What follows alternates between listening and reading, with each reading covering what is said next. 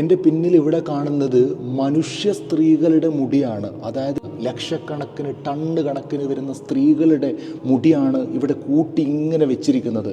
രണ്ടാം ലോക മഹായുദ്ധകാലത്ത് ജർമ്മനിയിലെ നാസിപ്പട, ഹിറ്റ്ലറിൻ്റെ പടയാളികൾ 90% ജൂതന്മാരെ, ഏകദേശം 40 ലക്ഷം ജൂതന്മാരെ കൊന്നൊടുക്കി ഗ്യാസ് ചേമ്പറിലിട്ട് കത്തിച്ച് കളഞ്ഞ അതിൻ്റെ ഒരു യഥാർത്ഥ പ്രതീകം ഇന്ന് നമുക്കിവിടെ ഈ ഒരു പോളണ്ടിലുള്ള ഓഷ്വിറ്റ്സ് കോൺസെൻട്രേഷൻ ക്യാമ്പിൽ വന്നാൽ നമുക്ക് കാണാൻ കഴിയും.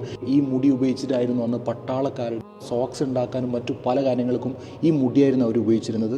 ഒറിജിനൽ മുടിയാണ്. നമുക്കിത് കാണുമ്പോൾ സങ്കടം വരും. കാരണം അവർ സ്ത്രീകൾ തിങ്ങിപ്പാർത്തിരുന്ന അവരുടെ വസ്ത്രങ്ങളും അവരുടെ പാത്രങ്ങളും അവരുപയോഗിച്ചിരുന്ന സാധനങ്ങളും ഇവിടുത്തെ ജയിലും അവർ അത്രയും തീവ്രമായിട്ടായിരുന്നു ഇവരെ ഫാക്ടറികളിൽ ജോലി ചെയ്യിപ്പിച്ചിരുന്നത്.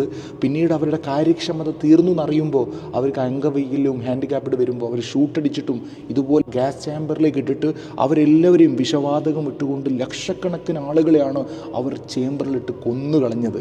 ആ ഒരു ദിവസം തന്നെ ആയിരക്കണക്കിന് ആളുകളെയാണ് ചേമ്പറുകളിൽ കത്തിച്ച് കളഞ്ഞതെന്നാണ് ഇവിടെ പറയപ്പെടുന്നുള്ളത്. അതുകൊണ്ട് തന്നെ ഇവിടെ ഒരുപാട് ജൂതന്മാരായിട്ടുള്ള ആളുകൾ വരുന്നുണ്ട്. ഇവിടെ ഒരു ഓഷ്വിറ്റ്സ് കോൺസെൻട്രേഷൻ ക്യാമ്പിൽ വന്നാൽ ഈ ഓരോ ബിൽഡിങ്ങിനുള്ളിലും ഓരോ ചരിത്രങ്ങളാണ്. അന്ന് നടന്ന യഥാർത്ഥത്തിൽ നടന്ന കാര്യം എന്തോ ഒരു കരിഞ്ഞ മണം പോലെ നമുക്കെന്തോ ആ ഒരു ആത്മാവിൻ്റെ ശ്വാസമാണോ നമ്മൾ ശ്വസിക്കുന്നത് പോലും നമ്മൾ ചിന്തിച്ചോ. ആ ഒരു ഫീലാണ് ഇവിടെയുള്ള ഓരോ ബിൽഡിങ്ങുകൾ നോക്കിയാലും വേറെ തന്നെ നമുക്കൊരു ഡാർക്ക്നെസ്സാണ് ഇവിടെ ഫീൽ ചെയ്യുന്നുള്ളത്. അന്ന് ലോകങ്ങളുടെ ഏറ്റവും വലിയ വംശഹത്യയായിരുന്നു ജൂതന്മാരെ കൂട്ടക്കൊല നടന്നത്. പക്ഷേ ഇന്ന് അതേ ആളുകളാണല്ലോ ഫലസ്തീനിലെ പിഞ്ചു മക്കളെ കൊല്ലുന്നതെന്ന് ഓർക്കുമ്പോൾ സത്യം പറഞ്ഞാൽ അന്ന് ഇത്രയും അനുഭവിച്ച ഇതേ കൂട്ടം ആളുകൾ ഇന്ന് അവരുടെ ചരിത്രത്തിലേക്ക് എത്തി നോക്കുന്നില്ല എന്ന് ചിന്തിച്ചു പോവാണ്. കാരണം അന്ന് ഇവിടെ തന്നെ കാണിക്കുന്നുണ്ട്, ആംസ്റ്റർഡാമിലേക്കും ഹംഗറിയിലേക്കും മറ്റു പോളണ്ട് പല രാജ്യങ്ങളിൽ നിന്ന് ജർമ്മനിയിലേക്ക് അടക്കം ഇവർ പോയിട്ടും അഭയാർത്ഥികളായിട്ട് ആരും ഇവരെ സ്വീകരിക്കാതിരുന്നിട്ട് ഫലസ്തീനാണ് അവസാനം ഇവരെ അഭയാർത്ഥികളായിട്ട് സ്വീകരിച്ചത്.